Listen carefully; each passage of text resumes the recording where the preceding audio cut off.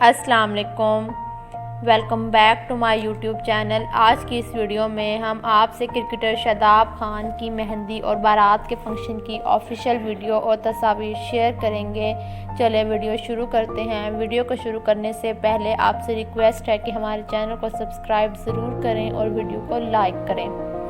شاداب خان کی شادی کی ویڈیو اور تصاویر دیکھنے کے لیے اس ویڈیو کو اینڈ تک ضرور دیکھیں۔ تو ہم بتاتے چلیں کہ کل شاداب خان کی مہندی کی سرمنی تھی، جس میں پاکستانی کرکٹ ٹیم انوائٹ تھی اور حسن علی، جو کہ شاداب خان کے بہت ہی گہرے دوست ہیں، تو ان کی وائف سمیہ آرزو بھی اس مہندی کے فنکشن میں شریک ہوئی۔ سمیہ آرزو نے مہندی کے فنکشن میں بہت ہی پیاری ڈریسنگ کی ہوئی تھی اور ان کے شادی کے فنکشن میں تمام دوست اور فیملی کے لوگ شامل تھے۔ شاداب خان کی شادی ثقلین مشتاق کی بیٹی سے ہو رہی ہے۔ ان کا نکاح جنوری 2023 میں ہوا تھا اور شادی اب فروری میں ہوئی ہے۔